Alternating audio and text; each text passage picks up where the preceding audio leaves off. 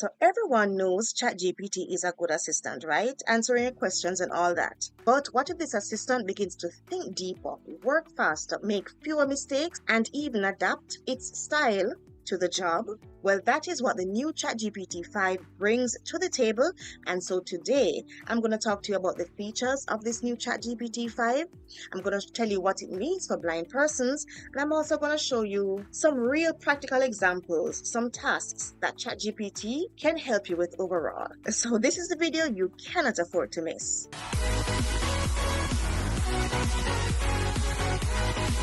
Okay, welcome to Blind Accessibility Tips. If you are new here, thank you for making it. And if you are a return viewer, thank you very much for keep on returning to Blind Accessibility Tips. In this video, we're going to be wrapping up our ChatGPT for the Blind series. We have done videos teaching blind and visually impaired persons using screen readers how to use ChatGPT on the web, how to use ChatGPT with the Windows desktop app. We've given some keystrokes that blind and visually impaired persons can use with ChatGPT. We have demonstrated how to change the ChatGPT app hotkey from the default Alt space to something else, which is beneficial because Alt space is used for something else, generally by Windows. And we have demonstrated how to use the voice mode with ChatGPT. So if you need to learn any of those things, please feel free to check out our ChatGPT for the Blind series or playlist on YouTube to find any of those videos that can help you. Also reminding you that you can check out our website at blindaccessibilitytips.com. There is where we have a free course teaching blind and visually impaired persons how to use their computers. You can just go to the website blindaccessibilitytips.com and you will see the different lessons there that can help you. Blind and visually impaired persons can benefit, as well as teachers and family members of blind and visually impaired persons. Alright, so let us first begin with the upgrades, the ChatGPT 5 features, right? So firstly, faster and smarter. It balances speed with accuracy much better than before. So even though you get much faster responses than 4.0, it still gives you good responses. Next is ChatGPT 5 has a router system. That is, it chooses the best approach for your answers. Quick answers when you need speed and deep reasoning when you need more details. So, before we actually knew that ChatGPT has several models and they will tell you, oh, use the 3.0 model if you want deep reasoning and use a 4.0 if you want quicker responses, things like that. So before you would have to switch the different models if you want different kinds of responses, deep reasoning with a deeper reasoning model and things like that. But now with ChatGPT 5, it naturally chooses the best approach for you because of its router system. So if you give it a question based on its analysis of your question, it will decide if it should use quick answer model or a deeper reasoning model. Next is ChatGPT 5's thinking mode.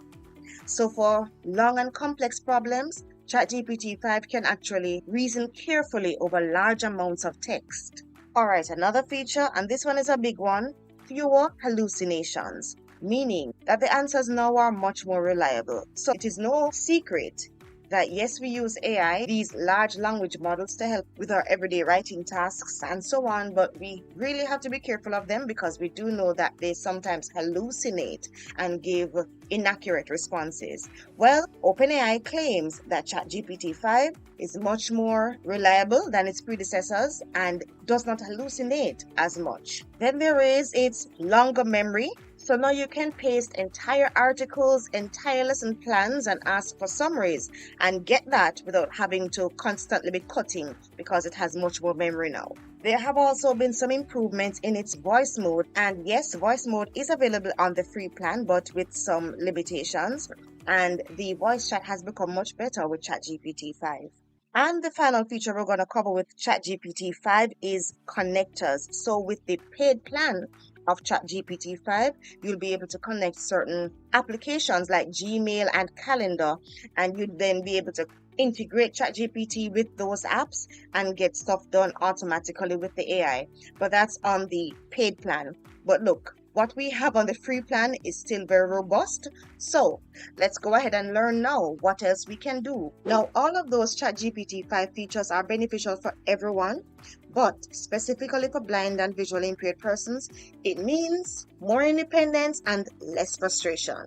Now, this of course will apply to different degrees with different blind and visually impaired persons. But overall, more independence, it means that a blind or visually impaired person who perhaps wasn't so sure how to write a particular article, an email, how to do a specific thing, they wouldn't necessarily need to call for sighted help, because they could simply ask the AI and it could, one, give you a list of actions to perform to do a specific thing.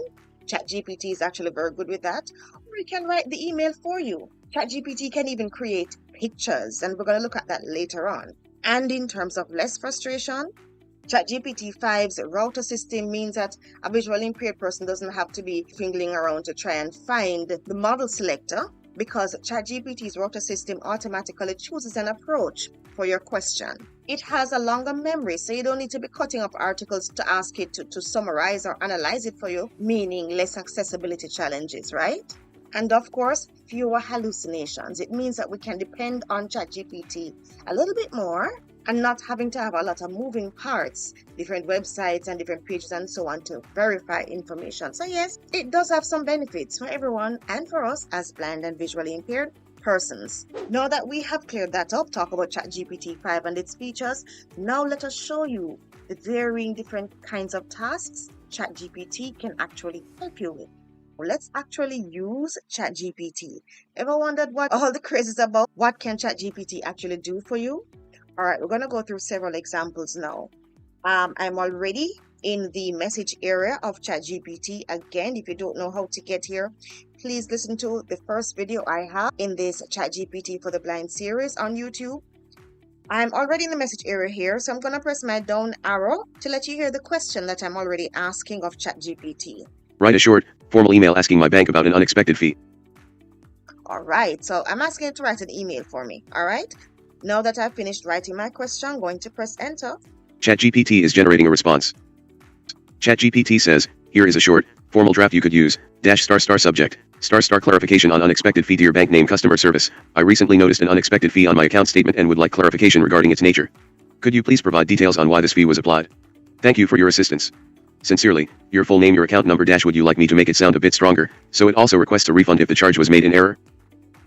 All right, so you heard all of that. ChatGPT quickly, right out the blocks, gave you a quick draft that you could use for this email that you want to send to your bank. Of course, you could just go up and use the copy button, press enter on it, and all of what ChatGPT just said would be copied, and then you could go and paste it into Gmail or Outlook or any other word processor that you want, and of course you would fix it up. You want to add in your account number or so on, and there may be a word there that you might want to change. You can go ahead and fix it. But right out the blocks, ChatGPT gave you a workable email that you can send to your bank. All right, now let us switch gears a little bit. Let's go creative. ChatGPT can actually write jokes for you, poems, songs for you, any of those things. Let me know. Press escape to get out of the message area. And then I'm going to use the keystroke, which on ChatGPT here will allow me to get a brand new chat. So I'm going to use Ctrl-Shift-O. Section multi-line editable, ask anything. Perfect. And immediately I get a new chat and I'm placed in the message area. So I'm going to go ahead and type what I want to ask ChatGPT again. And here it is. Write a joke about computers. All right. I'm going to press enter. ChatGPT is generating a response. ChatGPT says, why did the computer go to therapy? Because it had too many internal conflicts and could not process its feelings. Very interesting. All right, let's stay in this chat and do something else. Let's ask it to write a song. Let's hear the question. Write a 4-line song about using a screen reader. Pressing enter. ChatGPT is generating a response. ChatGPT says, sure. Here is a simple 4-line song about using a screen reader. Musical note with every key. The voice reads clear, guiding my steps as I navigate here. No side required. The path is wide. My screen reader walks right by my side. Musical note. Oh, perfect. That was very good. Right, now let's look at summarizing. On blindaccessibilitytips.com, we have a blog that tells blind and visually impaired persons just how essential their computer skills are. It goes through many different reasons why learning how to use your computer is so essential. So I am going to ask ChatGPT to summarize this entire article into 5 bullet points. So first I'm going to copy the article here, and then I'm going to go over into ChatGPT and paste it. I've copied the article. Now I am back in ChatGPT. I'm going to press Ctrl-Shift-O to get a new chat. Section multi-line editable, ask anything. Good. And I'm going to type summarize the following article into 5 bullet points. S-U-N After typing that, put a colon space. and then I'm going to paste the article. And then press enter. ChatGPT is generating a response.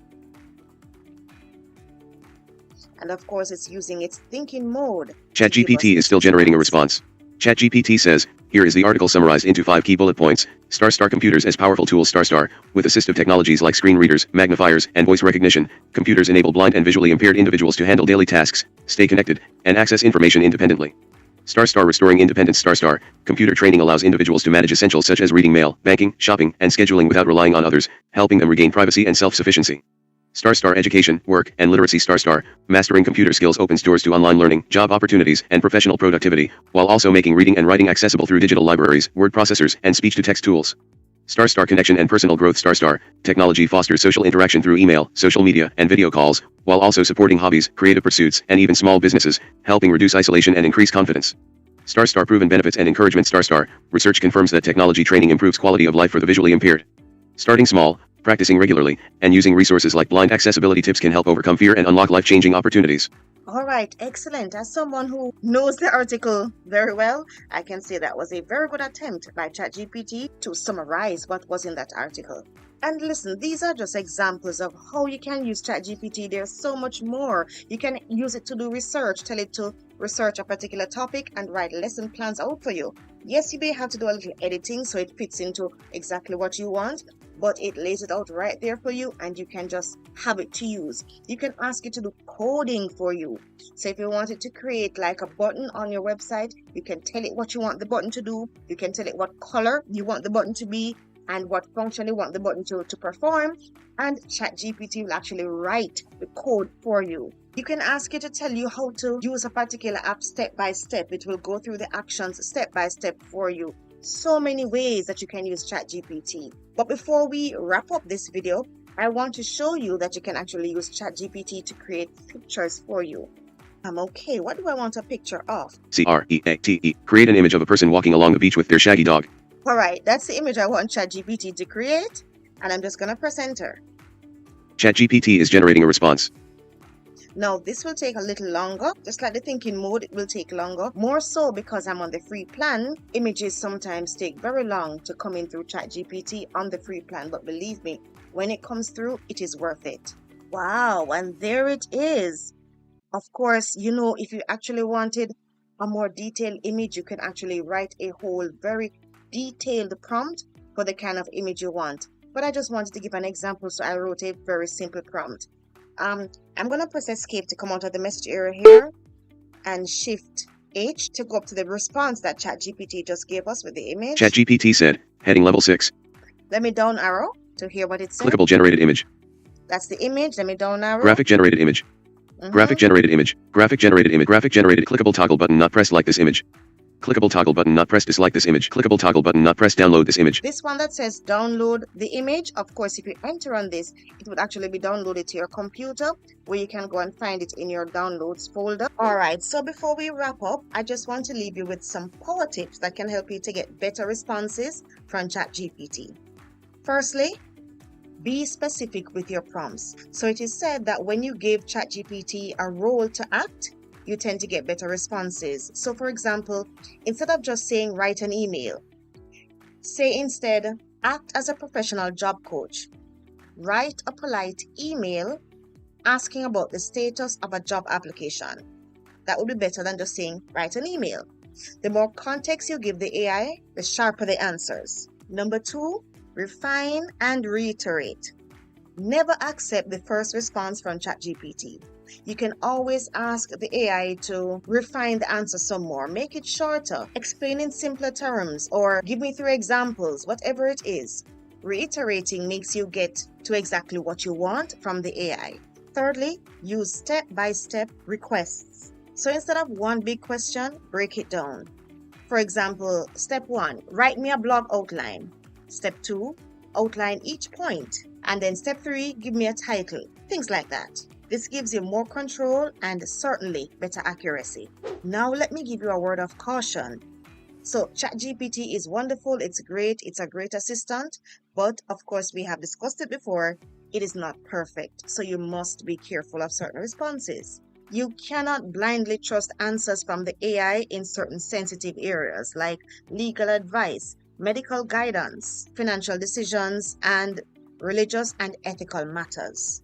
Always double check facts with reliable sources, especially if it's going to affect your health, money, or safety.